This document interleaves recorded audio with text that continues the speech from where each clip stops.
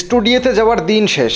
এখন থেকে চাইলে কিন্তু আপনার হাতের স্মার্টফোনটি ব্যবহার করে আপনার ফোনের যে কোনো ছবিকে মাত্র 30 সেকেন্ডে কিন্তু আপনি এরকম একটা পাসপোর্ট সাইজের ছবি বানিয়ে ফেলতে পারবেন একদম ইজিলি। চাকরির আবেদন হোক অথবা এনআইডি সংশোধন, আপনার যে কোনো প্রয়োজনে কিন্তু আপনি এই ছবিটাকে ব্যবহার করতে পারবেন। এআই এর জাদুতে ঘরে বসেই নিজের কাজ নিজেই সেরে ফেলুন। কিন্তু কিভাবে, চলুন আপনাদেরকে আমি পুরো প্রসেসটা মোবাইল স্ক্রিনে দেখিয়ে দিচ্ছি।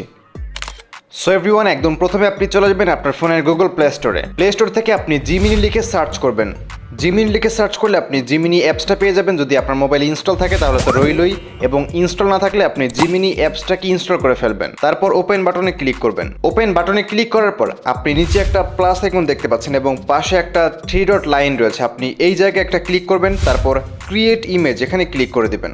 তারপর প্লাস আইকনে ক্লিক করবেন, গ্যালারিতে ক্লিক করবেন এবং আপনি যেই ছবিটা দিয়ে আপনি পাসপোর্ট সাইজের ছবি ক্রিয়েট করতে চাচ্ছেন, আপনি সেই ছবিটা এখানে সিলেক্ট করবেন। যদি এখানে না থাকে তাহলে আপনি ক্যামেরা অ্যাপসটি ওপেন করবেন।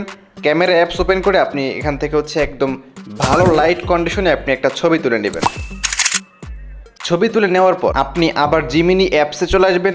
এখান থেকে আপনি ছবিটা সিলেক্ট করে দেবেন। তারপর নিচ থেকে ডান অপশনে ক্লিক করবেন। তারপর এখানে আপনাকে এখন একটা লেখা একটা প্রম্পট এখানে লিখতে হবে। এই লেখা বা এই প্রম্পট আপনি এই ভিডিও ডেসক্রিপশন বক্সে পেয়ে যাবেন, অথবা প্রথম কমেন্টে আমি প্রম্পট দিয়ে রাখবো। প্রম্পট কপি করে আপনি ছবি সিলেক্ট করবেন, তারপর প্রম্পট এখানে পেস্ট করবেন। প্রম্পট পেস্ট করার পর আপনি প্রম্পট সেন্ড করে দেবেন। তাহলে কিন্তু জিমিনি অ্যাপস কিন্তু আমাদের ছবিটাকে, আপনি যে ছবিটা সিলেক্ট করে দেবেন সেই ছবিটাকে কিন্তু একদম রিয়েলিস্টিক পাসপোর্ট সাইজের ছবি কিন্তু আপনাকে ক্রিয়েট করে দিবে।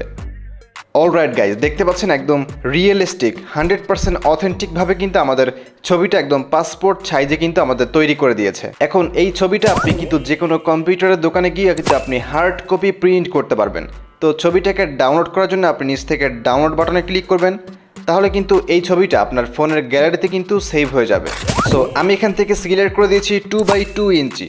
আপনার যত সাইজের প্রয়োজন আপনি এই যে লেখাটা আছে প্রম্পট, এই প্রম্পটের এই জায়গায় এই যে 2:2 আপনি নির্দিষ্ট যে পরিমাণ সাইজ প্রয়োজন সেটা আপনি এখানে টাইপ করে দেবেন। তারপর জেনারেটে ক্লিক করলে আপনার কিন্তু সেই সাইজের ছবিটা কিন্তু তৈরি করা হয়ে যাবে। সো এভরিওয়ান, আজকের ভিডিওটি এই পর্যন্তই। ভিডিওটি ভালো লাগলে একটা সাবস্ক্রাইব করতে পারেন এবং ভিডিওতে একটা লাইক করতে পারেন। Thanks for watching.